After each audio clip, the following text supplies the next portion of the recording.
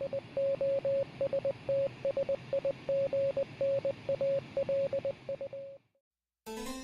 evening, welcome to MOTS presents MOTS Ado About Nothing.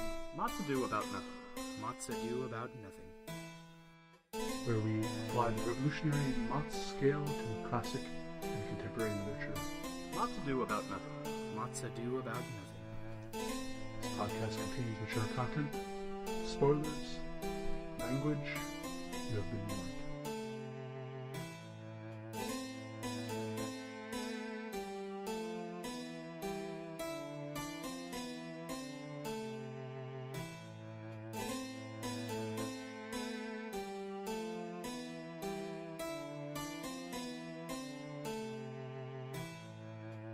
Hello there, and welcome back to MOTS Ado About Nothing. I, of course, am your host, Scott Thurlow, as ever, joined tonight by Veronica Hernandez. Hello. Chris Morgan. I'm a gargoyle. Indeed you are. And Stephen Ormosi. How's it going? And tonight we'll be discussing the story I've chosen, which is titled The Exquisitely Bleeding Heads of Dr. Palmer Vreedeez. And Doctor is spelled D-O-K-T-U-R, and Vreedeez is weird. I'm not going to spell it out for you, but that's how I choose to pronounce it. And this is a short story by John Shirley. I got more into him, and maybe we'll discuss as it goes along, but no one really has a funny logline, and perhaps you'll see why. I will explain the intro by the conclusion, and then we'll rate and discuss.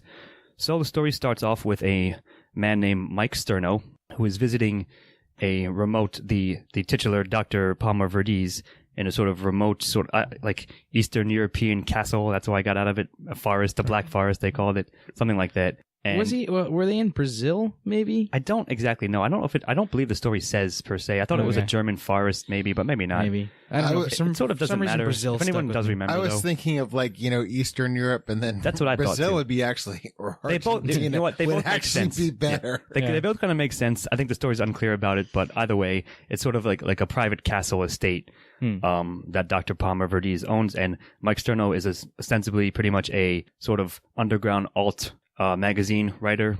And he's there to see the wondrous possessions of Dr. Palmer Vreedeez, if you will. And these possessions happen to be living gargoyles, and almost all of them, if not all, are celebrities. That's it's sort of, again, like somewhat soft sci-fi-ish, kind of. Not even that, really.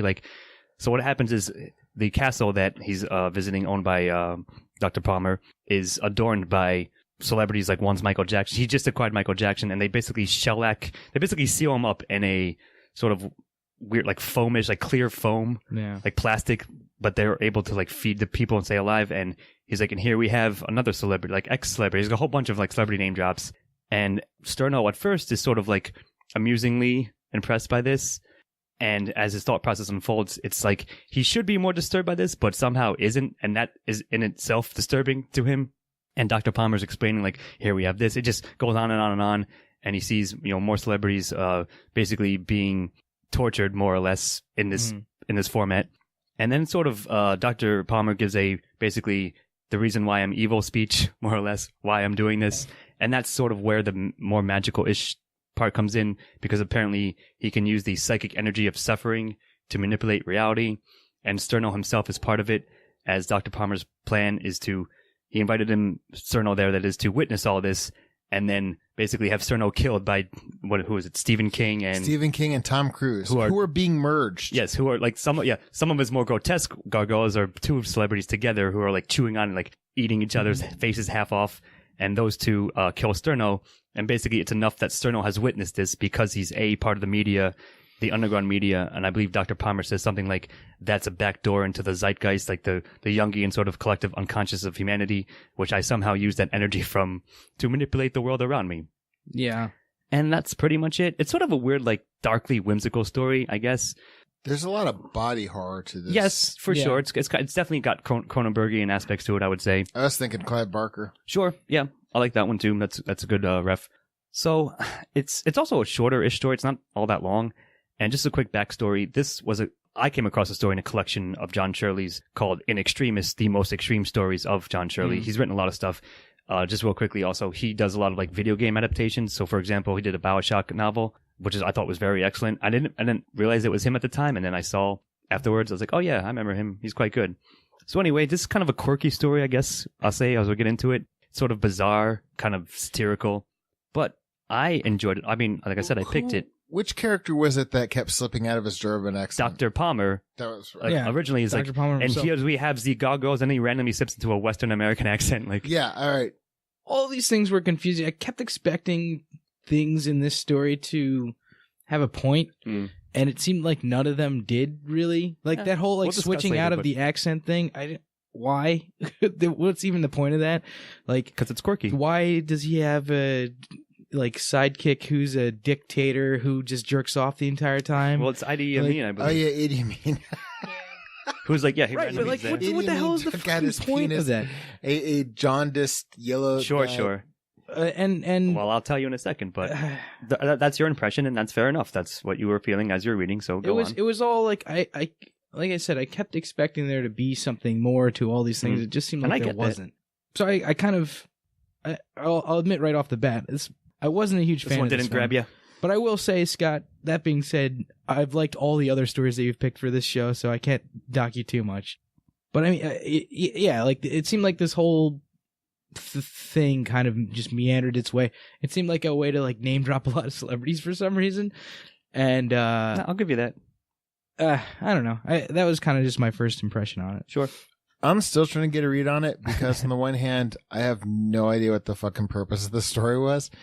And it really was like going through a wax museum with like a kind of surreal tour guide. I like that description. It was just, this was just totally out of Monty Python seems so obvious, but, there's a British comedy show that was about 16 years ago called The League of Gentlemen, which it has Mark Gatiss in it from Sherlock, and it perfectly blends horror and satire and comedy, and this was kind of that. You got a vibe except of that from with reading a this? little less of a narrative. I got to think about this because I'm either going to give it a 2 or a 3 because I can't really, I don't really know where there's an intro body conclusion because the story just is. It is. That's fair because, like I said, it's pretty short too. So it's like there's not a lot of room to cut it up. It's a tour around this wax museum, for lack of a better word. And Sure.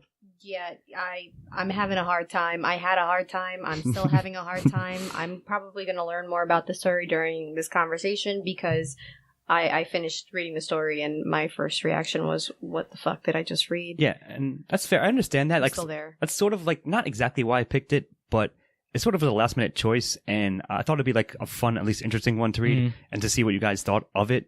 Because I remember first reading it, I'll admit that it wouldn't have been the story I would have chosen from the collection, but it's one I could find easily. So they were like, I kind of want you guys to read some other ones within the collection that the story is contained in. But like I said, it's sort of like a weird, like dark kind of joke. Like, what is the point of it? Kind of that, really. But that's the thing. I'd definitely be into reading more of his stuff. Yeah, we'll sort of discuss it in themes. It's sort of like it's almost like a side project that he's had an idea that he ran with it and was like, this is pretty much all I can squeeze out of this, and it's good enough, I guess, to publish or put in my collection. Yeah.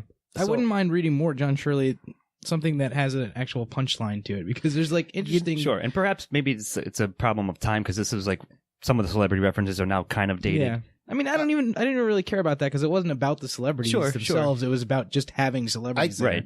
I was going to say I've made up my mind, and Ian would be like, nice guy, Chris. But, I was thinking about the audacity of this and that it just is this random skit, and it's just, there's no point to it. I have no understanding what it was about. I think there is a point. I don't know if I liked it, but I really enjoyed being in there. So I'm going to have to give it a 3. I don't know where because I don't know where the intro body and conclusion is. It just is. Sure. And that's valid. Like, and I was there. I mean, it was tedious, but not in a bad way.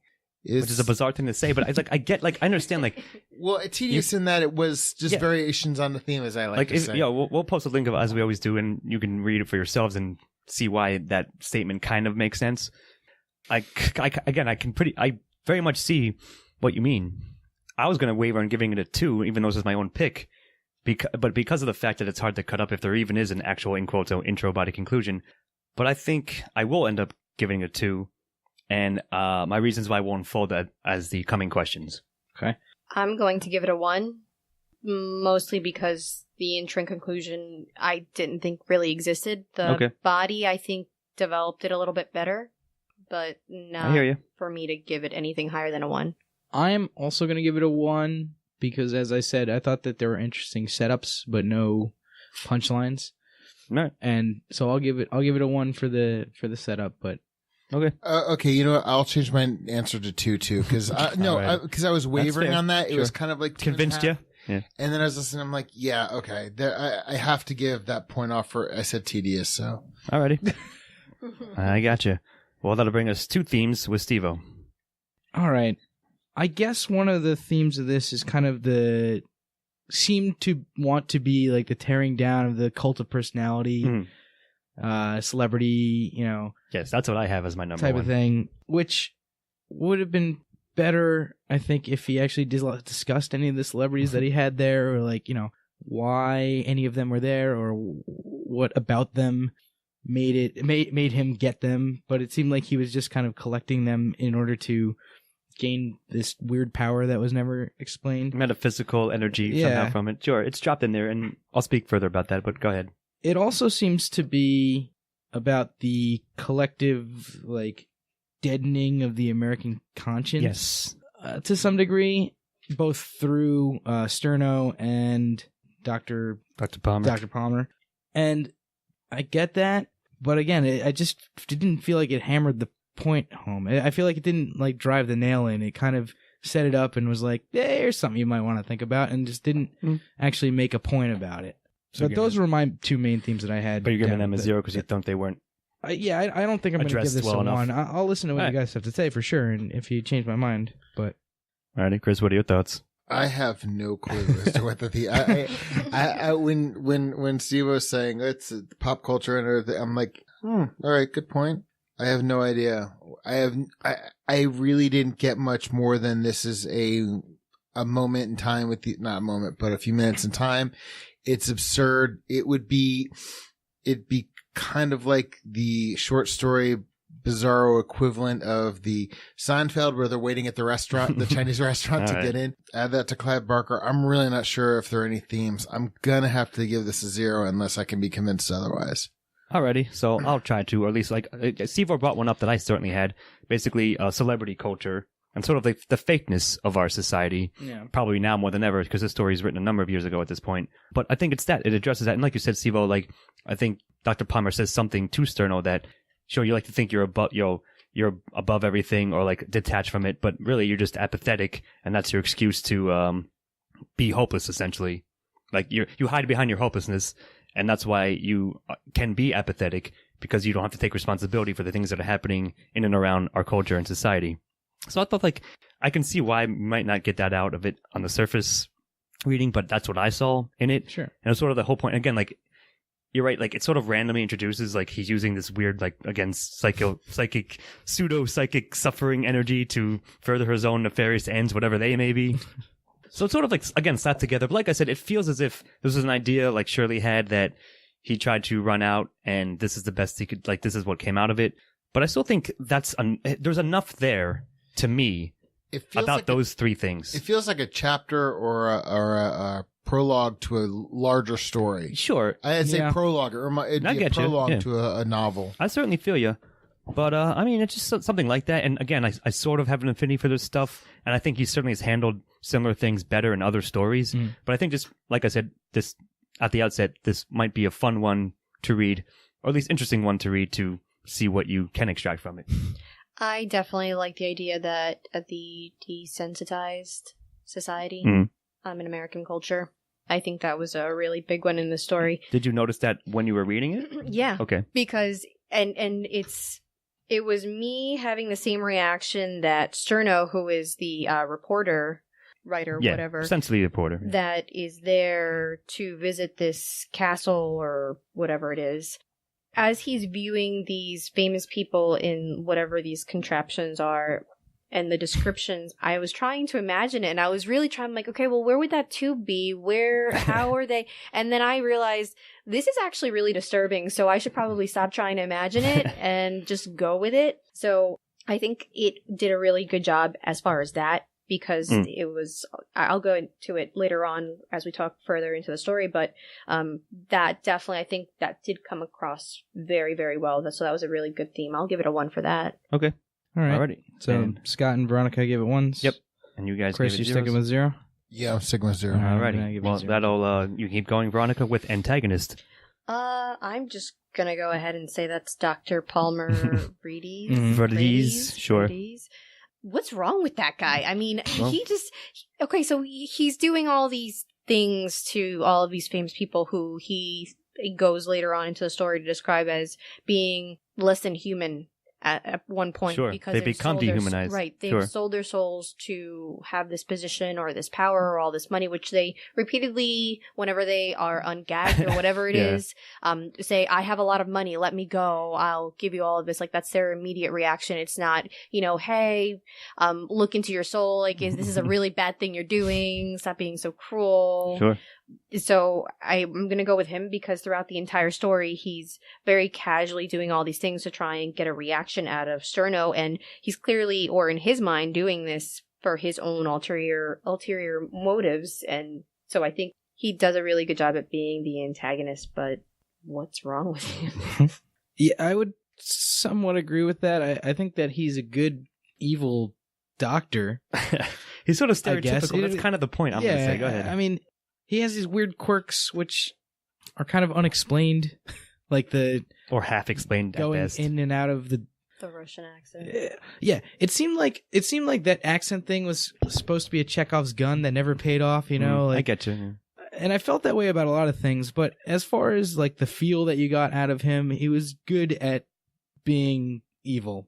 Well, certainly, I guess. certainly he's a surface villain, and like I said, he even gives an evil speech. But he does, again, like there's a line or two in which non-reality things are introduced, where he says, basically, I'm part of Illuminati, Mm. and Sterno mentions in his monologue earlier, or his inner dialogue, that Dr. Palmer like somewhat vaguely resembles someone he thought he used to know, and then Palmer says that, like, he's like, you might have noticed I resemble someone, blah blah blah blah. Yeah. That's because this isn't my true form. Like, it's like, again, some weird, like, perhaps Lovecraftian-ish thing. But like, again, you're sort of right. And I agree with you guys in the sense that doesn't really go anywhere. Like, why is it even the story? And I always thought that, like, that seems like an interesting detail to introduce, but what does it mean? How does it pay off? So, yeah, on the surface, again, he's your standard, welcome to my castle and my, look at my, the title, look at my exquisitely bleeding heads, like, essentially. Dungeon of Yeah. I said this Futurama. Sure. It's like, it's like that, but again, I'm going to argue for a sort of more, less corporeal entity in which our culture itself is twisting us. So that's my thing.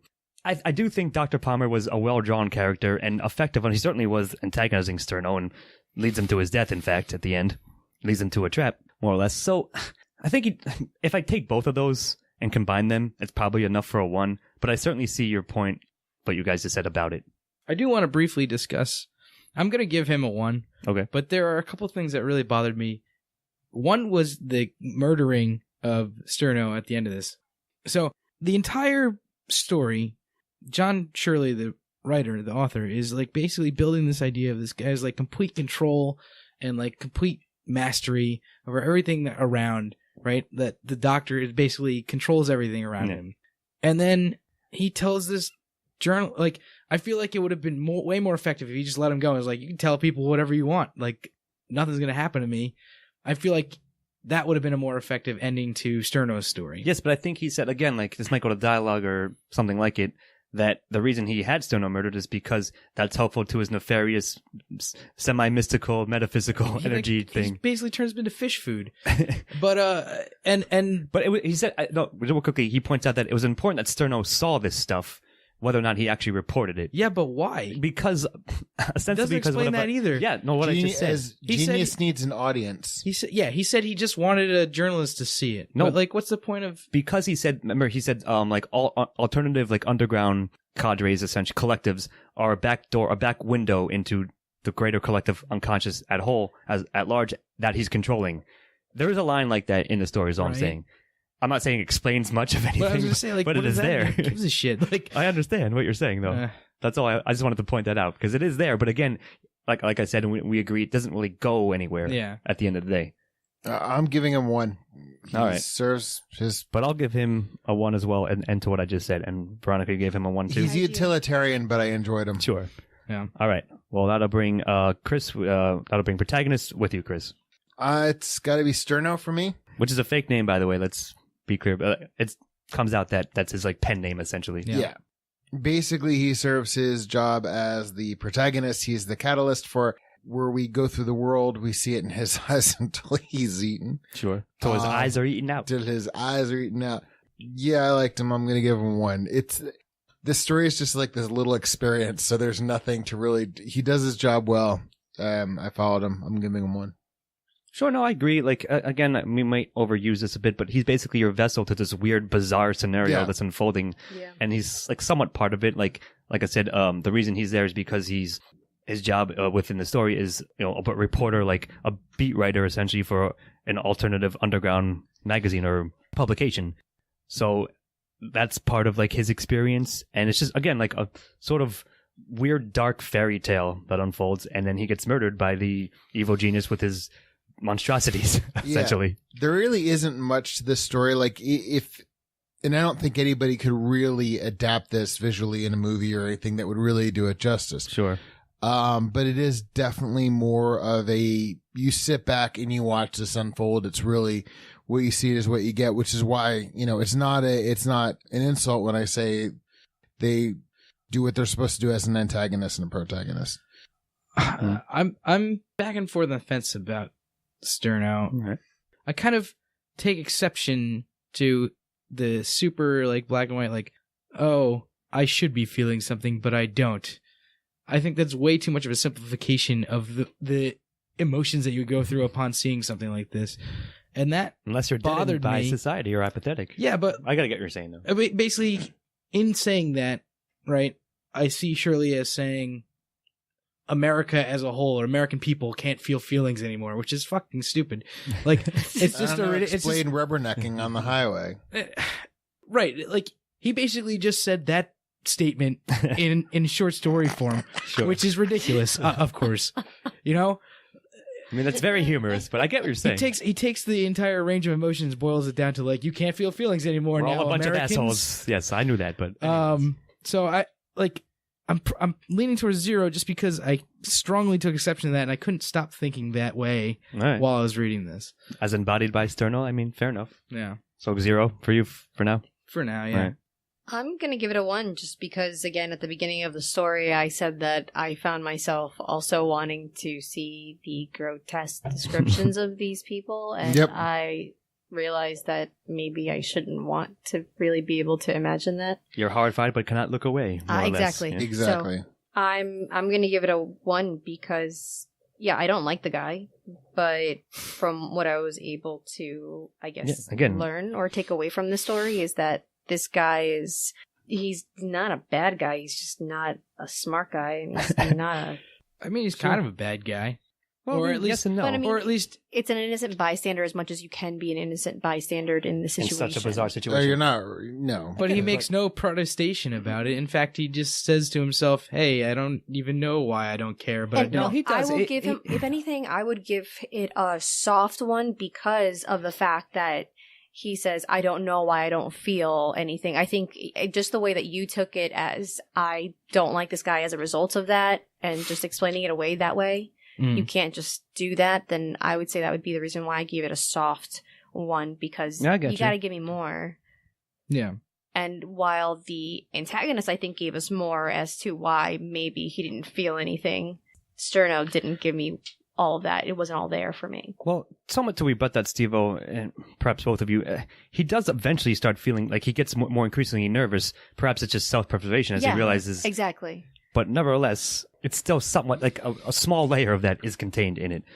But I'm still going to give him a 1. So, all right. Well, that'll bring me to secondary characters, which is kind of odd. I guess do all the celebrity like name drops count who are now like living grotesque gargoyles, like being basically not suffocated alive, but kept alive in a... Idi Amin. Yes, I know. Well, I was leaving that one to you. I'm sorry. But, like Michael Jackson's one of the first one. Ooh, Tom Cruise died. Yes. Or is alive. Tom or Cruise wants is to die. locked in a death struggle. Madonna. Madonna was there. A whole right. bunch. They didn't check a bunch There's of... like 40 of them. Yeah, there's a whole bunch. Madonna. But they're not like characters per se. They're basically props for the like... Pointless. Props. Yes, for the furniture. Yes, they're almost literally living furniture for the, like, the disgust you're supposed to feel or like supposed to invoke or just the bizarre imagery of that and the situation. And there's Dr.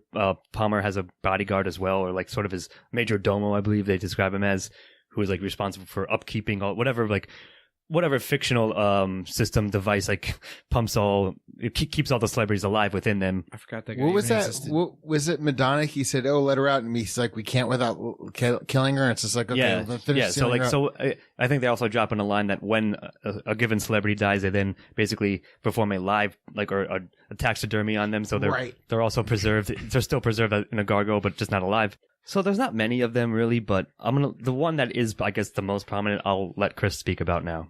It's Idi Amin. It's just kind of why Idi Amin. It's kind of again a random, like, bizarre just joke. Random. He's what they say. He's like graying, and his eyes were yellow, jaundiced, and he's an old man who's still deranged though, and he's definitely dementia's hitting in. Whether or not he's actually, how much of his in this world, given everybody else that's not the doctor or the reporter, how much is everybody alive? But randomly halfway through the story, it's just like Idi Amin. They're asking. I think you're asking Idi Amin a question. He just like grabs his penis and starts playing. Yeah, like it's a random bizarre joke. Like again, it's so odd that it's there. But I think I didn't think it was funny too, for sure. Like it just it's so out of nowhere, so out of left field that you're like taken like by surprise by it. But I still think it's somewhat again darkly comical. So yeah, it's completely. To me, just completely bizarre. Yeah, it's kind of the point, but I mean, yes, that is the point. But like, do you like it? It didn't play for me. All right, that's completely fair.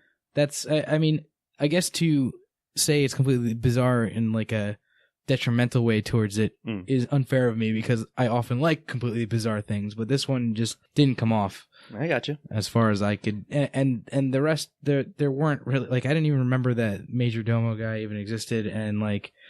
The celebrities barely say 6 words the entire time. Sure, like I said, they are pretty much just furniture. So yeah, I mean that's my sounds like a zero. Then yeah. You think, Veronica? Is it weird that the fact that Idi Amin during the story starts stroking himself in comfort was more disturbing to me than hearing about all these. But see, that's kind of the joke. Like that's not that weird. That's something that person might do. Like, I mean, like if you're gonna do a cross section of cultural analysis, I mean the fact that there's more disturbing images on TV, but God, you can't curse or have any sex on it at all. So. Sure, I guess. I mean, and that's so the fact that you were offended by this sex, you mean that's why I mentioned your like, network why TV, man. All right, so is that bad then? You're giving it a 0? I'm going to give it a 0 just because I didn't get really any substance. Puzzling. Yeah, that's his Major Domo guy. Yeah, he... Sure, he was there, what did he why? do? I get it. I mean, only disturbed me a little bit more. I mean, everyone else was just filling in the empty spaces in the story. So I'm going to have to go with a 0 on this as well. All right, so funny, so I agree with you, Chris, that it's a funny joke or whatever that he's there, like a funny reference, but I don't know if it's enough. I might come down on Steve-O and Veronica's side that I don't know if it's enough there for me to warrant giving it a 1 in this case, for secondary at least. So I think I might give it a 1. I know, and I got just you down for a 1. Well, what I liked in this description, I was just reading it, that Amin's hair had gone white, the whites of his eyes yellow as egg yolk. I love that description.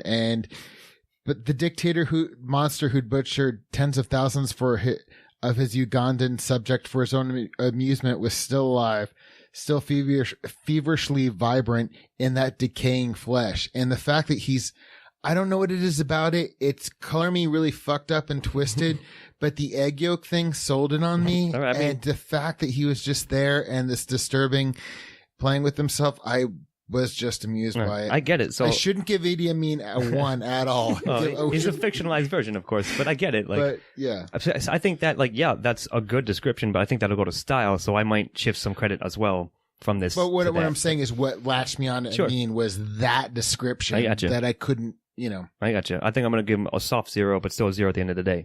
All right, that'll bring us to dialogue with Steve-O. All right, so dialogue. I actually may shirk my responsibilities here a little bit. All right, and pass this off because I really don't remember much of the dialogue. And I read this a couple days ago, and I wrote down notes, but I didn't have anything about the dialogue. And I remember that there was dialogue. I know that they're having discussions like they're talking about all this stuff the entire time. Like Doktur's evil speech, essentially. Yeah. And yes, there is a speech thing. I do remember that actually. Now that you mention it, but like nothing really struck me. Like nothing really stood out to me. I remember it being decently well constructed. I just Sure. I'm trying to think if it. there's like any lines that I remember or anything like that. There's nothing that's like sticking out to me. So perhaps you guys can refresh my memory a little bit. I'm just gonna jump in real quick, Chris. Sorry. No, to cut you please, off. no, don't. The one line that this entire story, even after his speech, the one line is where Cherno is pretty much asking, like, "Hey, I better come out of this alive. People know that I'm here." And he's like, "Oh, you'll be free. Don't worry." And the way he says it, he then follows it up later on with, "Death is, after all, the only true freedom, Mr. Cherno." And I like that line. I really think that if I think that came across better than his little psycho scientist speech. Let me show you how evil I am, essentially. Where, all of these things people think is your freedom: money, power, fame, fortune, influence. But at the end of the day, those are all things that just tie you down. So I think that line, and along with other, small tidbits here and there, I would give it a 1 because what there was of dialogue, yes, it's going to be a soft one because a lot of times it was confusing and it was, again, filler. But it came through enough for me to say that when it did kind of come together, those lines made it worth to give it a 1. I'm with you. I think the line actually is, "You'll go as free as a man ever does, as any man ever does." And then shortly later after, he says, "Well, death is the true freedom, the only true freedom. So here you are now free." Right. No, and you're right. I like that. That is one line I did remember. So I read the story a number of years ago, and just again sort of thought about it when we were picking stories for this session. So, but I do agree with you, Steve, also that another chunk of it is just sort of there, not quite memorable. They're going along like he's basically Dr. Palmer's giving him his tour, and here we have this and that. And then he just stops essentially in the middle of it and and also I'm an sort of master of space and time using all that. It just spits it out randomly. Yeah, it comes there. out of nowhere. I get it, but I kind of liked it because it was so almost over the top. Again, it walks the line sort of between parody and not kind of. So I kind of like that. I think it was done well enough. I think the thing I often do is that the split that I'm going to give it is a 60-40, a 64 decent to lines that I like, 40, the rest of it is generic at best. So I think it's just enough, similar to Verno, I'll give it a soft 1, but still a 1.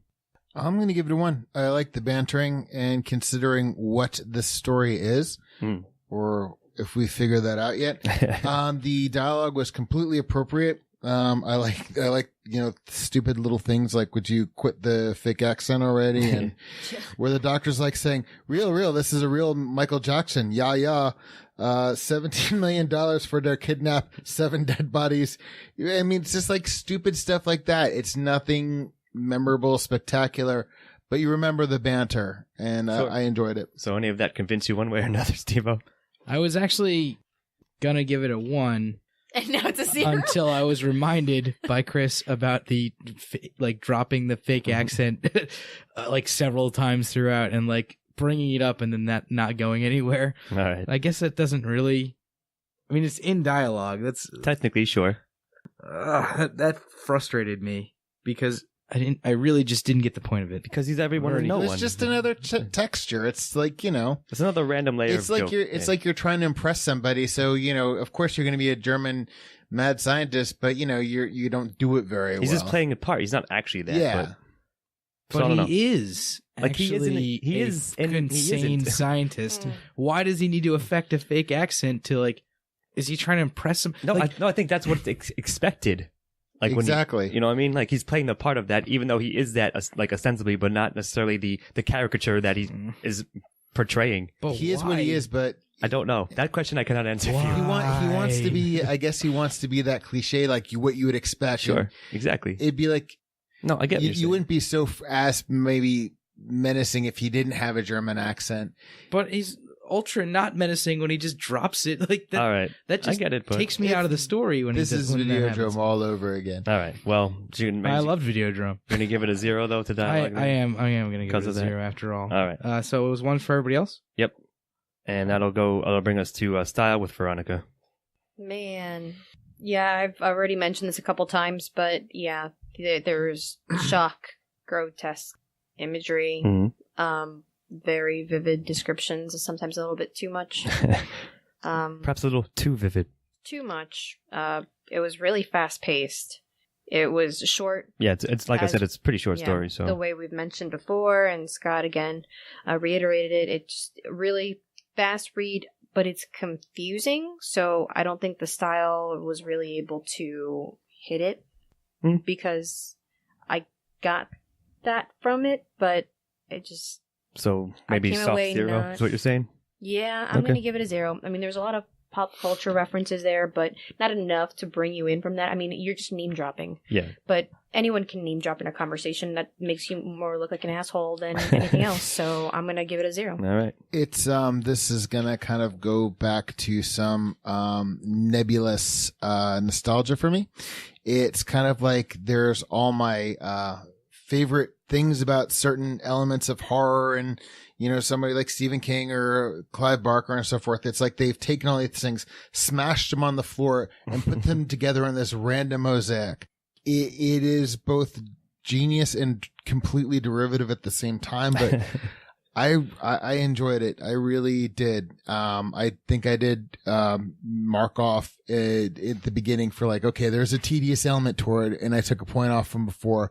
But I have to say, there's nothing I could put my finger on, but I like the 8,000 aesthetics they had into this, and the textures are really good and the colors are really good. I feel like it was colorful, and even if the textures were disturbing, which I thought were hysterical, I don't know what that says about me, but I'm going to give it a 1. I'm pretty much with you.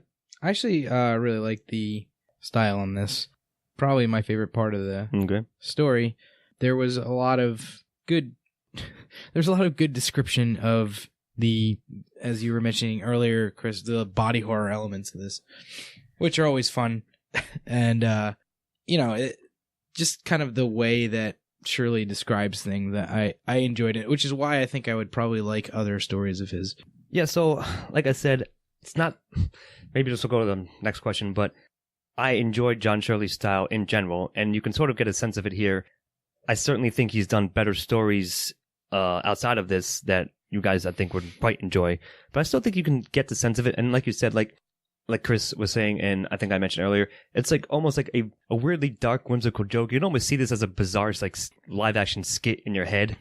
Yeah, exactly. It would be something, like I said, from the League of Gentlemen. Or one of the things I was thinking of was there's a Stephen King short story off of Nightmares and Dreamscapes called And they've got one hell of a band, where basically these people run into this purgatory where all the ex-rock stars are, and it's like a nightmare.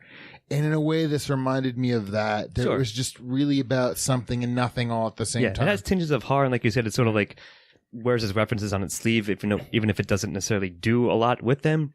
But I still think it's a solid style throughout, and I enjoy, like I said, his style generally. So I think it sustains itself well enough on that angle for me. I'll give it a solid 1.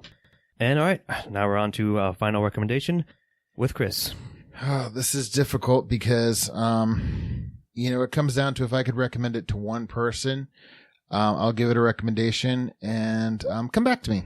All right. I mean, because I don't want to not recommend it because I would, but I wouldn't really recommend it to everybody. Perhaps it's not for everybody. Yeah, I get you. It's definitely not. As I raise my hand. I know, Vern. I knew the second you walked in, as soon as she ran down, I read your story, and your story. So go ahead. Yeah, no, I can see why. I would recommend it to Verno. Thanks, Chris. I wouldn't recommend this, but I mean, it's not my cup of tea. Sure. So there's no one specific thing that would make me not recommend it. I just think overall, no. I get you. I'm still confused. I'm pretty sure I know what Steve was going to say, but let's hear it anyway. I am going to not recommend this. I didn't think so. I think that there are better, like, bizarre or absurd stories out there for sure. And as you even have admitted, Scott, so perhaps by the same author. Yeah. I would say I'm not going to think too much about this one, and that's about it. I get you. So it's weird for me because technically, of course, I did recommend it, but sort of because I think it would be an interesting conversation starter, if not, being a great story unto itself. But the thing is, like, I was almost debating giving this a 0 because I'm not sure. Again, like like you just said and that I just said, I'd probably recommend a bunch of other John Shirley short stories instead of this one, generally, like outside of the cast. But since I did recommend this one, I guess in order to not be a hypocrite, I'll have to give it a soft 1. Like, it's an interesting one to read. It's just not his best one. But I think, it can be a fun and perhaps also at the same time disturbing dark read. That's just sort of whimsical horror, as I said. So if you like that, then you'll probably like this.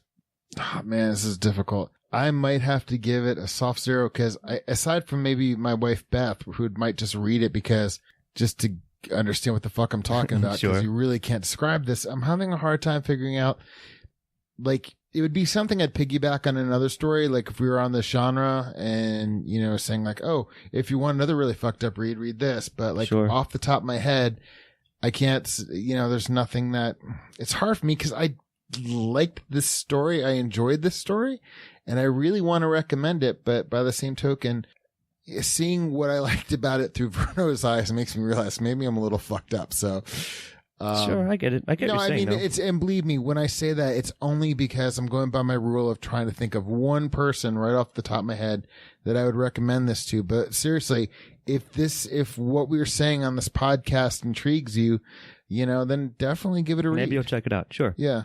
Well, I get you. All right. So that's all our scores in. And now we'll do the breakdown. I gave it a highest score with an 8. Chris next in line with a 7. Veronica next with a 5. And Steve-O gave it a 3, which gives us if I do the math right, a 5.7 or so overall. About middle of the road, maybe slightly over average, more or less. Which I think is probably about right if I had to randomly assign a number to it. It's okay. It's just not It's like a Chuck greatest. Palahniuk, one of his little vignettes in Yeah, true. That's right. I'm kind of disappointed. I didn't, or any of us thought about it earlier, but I think you're right about now that you've said I kept thinking of that one short story thing with the kid with the pool. Yeah. Guts, sure. Yeah. But yeah, so I guess, like we said, if anything we described in the story intrigues you, you might want to check it out. But if not, then you can certainly give it a skip and you probably won't miss anything. All right. Any final thoughts or anything else, guys? All right. Well, that'll do it for another episode of MOTS Ado About Nothing. Thanks for joining us. I've been Scott Thurlow, here with Veronica Hernandez. Don't eat men's testicles. I will not. Chris Morgan. Good night. And Stephen Amosi. Have a good one. See you next time.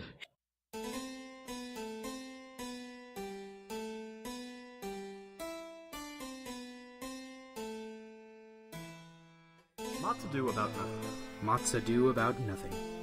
Music by Chris Morgan. Editing and engineering by Scott Thurlow. MOTS Ado About Nothing. This has been a Los Angeles production. All rights reserved.